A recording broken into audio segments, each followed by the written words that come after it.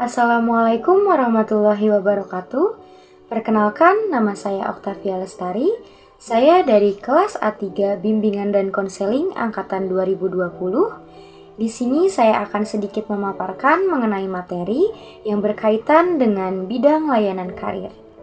Video layanan ini ditujukan untuk memenuhi salah satu tugas mata kuliah praktikum bimbingan klasikal yang diampu oleh Bapak Ardian Renata Manuardi. Tanpa berlama-lama lagi, mari kita saksikan videonya. Halo teman-teman semua, apa kabarnya nih? Saya harap kalian selalu dalam keadaan sehat ya. Oke baik, pada kesempatan kali ini saya akan mengangkat sebuah topik atau tema layanan mengenai Ayo Ketahui Hambatan Karirmu. Nah, sebelum kepada pemaparan materi, saya akan memaparkan beberapa tujuan yang ingin kita capai bersama. Di antaranya adalah siswa mengetahui apa yang menjadi hambatan dalam perencanaan karir, siswa memahami pentingnya perencanaan karir, siswa dapat meminimalisir hambatan dalam perencanaan karir, dan siswa dapat mengetahui solusi hambatan karirnya. Oke baik, sebelum kepada penjelasan yang lebih lanjut lagi, mari kita bahas mengenai apa sih karir itu. Nah, jadi karir ini merupakan salah satu aspek yang penting dalam kehidupan individu dimanapun dan kapanpun kita berada. Oleh karena itu, karir yang akan dipilih dapat menjadikan aktualisasi dalam segala potensi yang dimiliki oleh individu. Ada pendapat salah satu ahli, yaitu menurut Winkel, ia menegaskan bahwa karir lebih menunjukkan pada pekerjaan atau jabatan yang ditekuni dan diyakini sebagai panggilan hidup yang meresapi seluruh alam pikiran dan perasaan seseorang, serta karir ini pun mewarnai seluruh gaya hidupnya. Oleh karena itu, karir di sini menjadi sebuah kebutuhan karena mempengaruhi pikiran dan juga perasaan seseorang dalam segala aspek kehidupan. Oleh karena itu, di sini diharapkan setiap individunya dapat merencanakan karir yang baik sehingga tidak salah memilih dalam pilihan karirnya. Berbicara mengenai karir ini menunjukkan sifat developmental dari pengambilan keputusan kerja, yaitu bahwasanya pengambilan keputusan itu sendiri merupakan suatu proses, dan proses itu berlangsung sepanjang hayat. Merujuk kepada pendapat seorang ahli, yaitu menurut Supriyatna, ia menyatakan bahwa perencanaan karir adalah aktivitas siswa yang mengarah pada keputusan karir masa depan. Jadi, bentuk dari perencanaan karir ini dapat berupa perwujudan diri yang bermakna melalui serangkaian aktivitas dan mencakup seluruh aspek kehidupan. Nah, berdasarkan pendapat tersebut, perencanaan karir ini merupakan salah satu cara yang digunakan individu untuk membuat suatu rancangan kegiatan dalam upaya mempersiapkan karir untuk masa depannya dengan berbagai langkah maupun alternatif untuk mencapai tujuan yang telah ditetapkan oleh individu tersebut. Nah, setelah kita mengetahui apa itu definisi karir, perencanaan karir, di sini kita akan membahas mengenai usaha-usaha yang banyak dilakukan oleh siswa dalam menentukan arah pilihan karirnya. Beberapa usaha tersebut diantaranya itu yang pertama, mengetahui prospek masa depan pekerjaan yang akan dipilih melalui media internet. Mungkin hal ini sudah tidak menjadi sesuatu yang herankan atau sesuatu yang aneh, sebab seperti yang kita ketahui bahwa perkembangan internet pada zaman sekarang ini amat sangat maju, sehingga banyak informasi-informasi yang bisa kita dapatkan melalui internet. Salah satunya adalah prospek dalam pekerjaan yang akan kita pilih.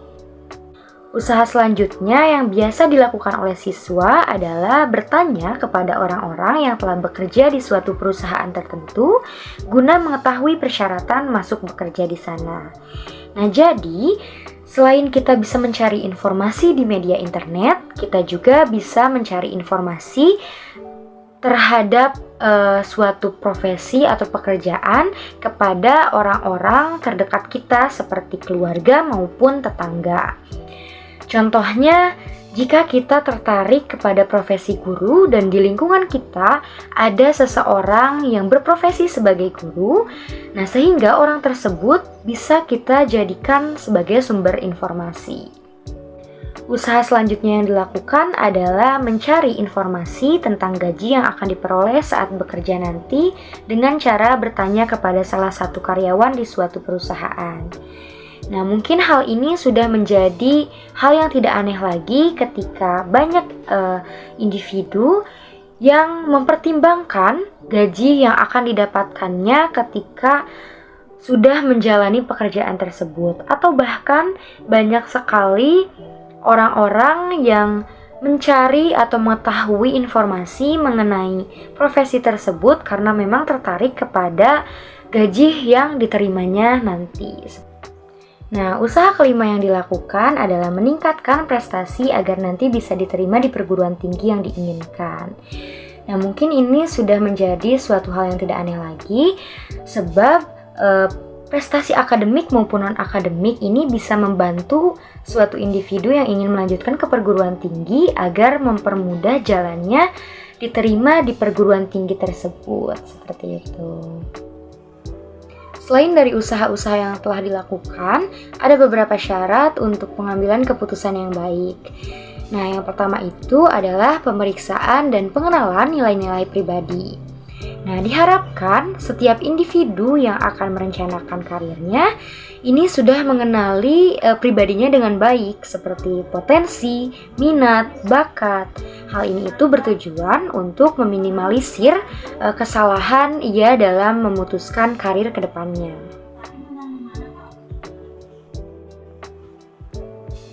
Syarat yang kedua adalah pengetahuan dan penggunaan informasi yang relevan sebelum memutuskan.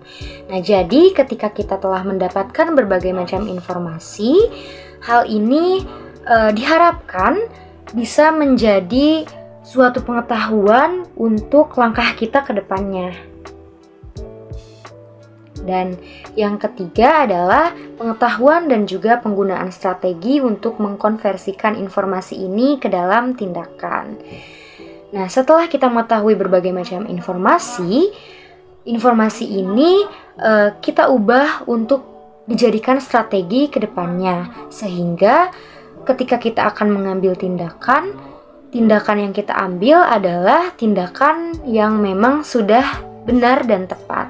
Setelah siswa mempunyai 3 syarat tersebut, hal ini diharapkan agar siswa tidak menjadi gegabah dalam mengambil suatu keputusan yang berhubungan dengan masa depan siswa tersebut.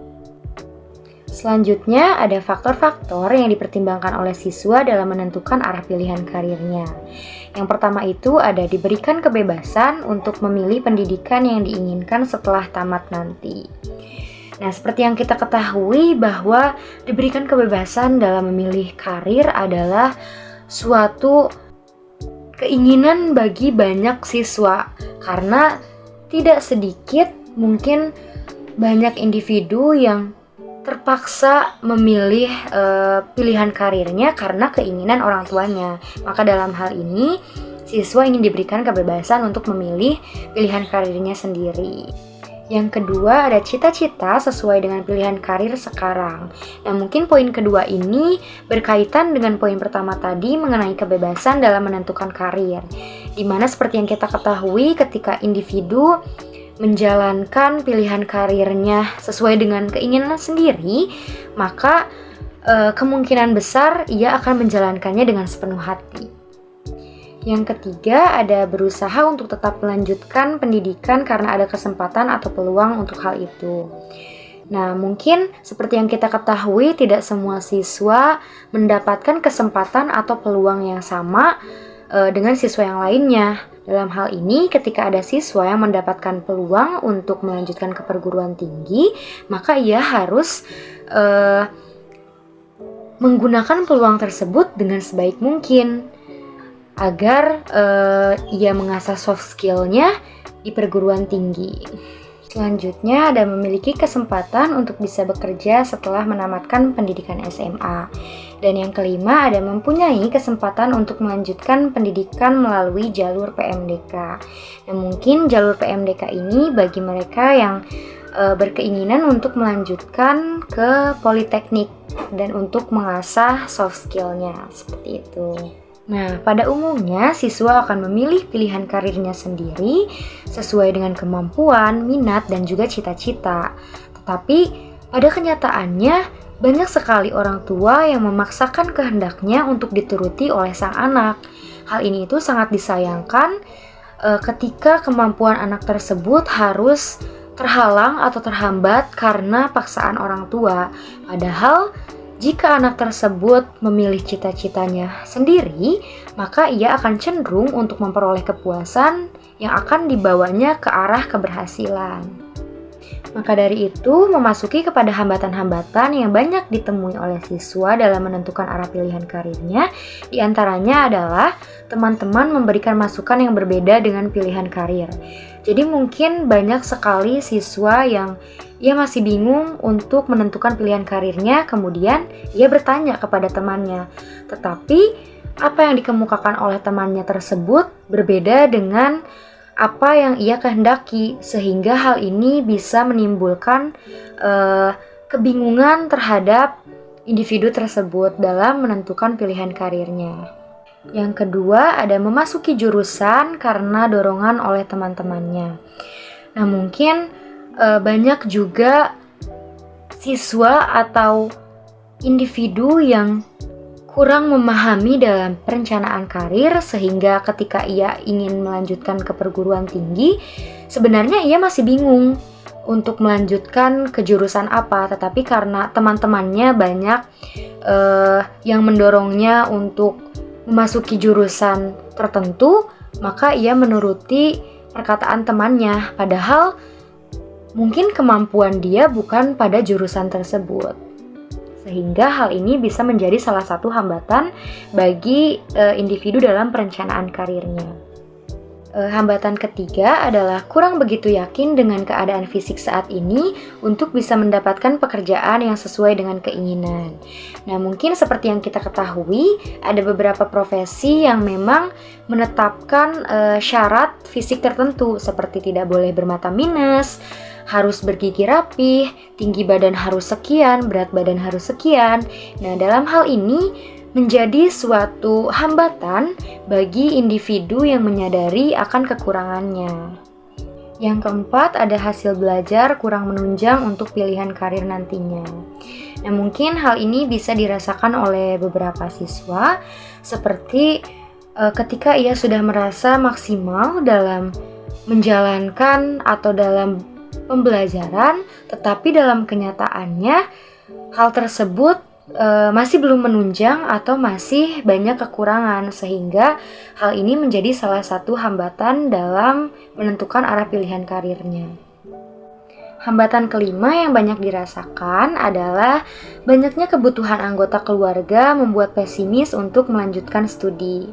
Nah, mungkin hambatan yang kelima ini berkaitan dengan keadaan ekonomi seseorang. Seperti yang kita ketahui bahwa pengeluaran di perguruan tinggi itu bisa dibilang tidak sedikit. Jadi ketika ada seseorang yang menyadari bahwa keadaan ekonominya kurang memungkinkan atau cukup sulit, maka hal ini menjadi hambatan yang cukup besar. Namun, seperti yang kita ketahui bahwa banyak sekali beasiswa-beasiswa untuk menunjang kebutuhan kita selama perkuliahan. Nah, sehingga dalam hal ini ketika ada siswa yang merasa ekonominya kurang memungkinkan, maka solusinya ia bisa mencari bantuan beasiswa untuk meringankan pengeluarannya di perguruan tinggi. Nah, setelah menyimak penjelasan yang telah saya kemukakan mengenai bidang layanan karir ini, di sini ada lembar kerja peserta didik yang dapat diisi untuk menjadi bahan evaluasi ke depannya. Cukup sekian video layanan yang dapat saya sampaikan. Mohon maaf bila masih banyak kekurangan dan juga kesalahan. Saran dan masukan amat saya harapkan untuk memperbaiki kesalahan dan meningkatkan kemampuan. Terima kasih banyak. Wabillahi taufiq wal hidayah. Wassalamualaikum warahmatullahi wabarakatuh. Sampai jumpa di tugas berikutnya.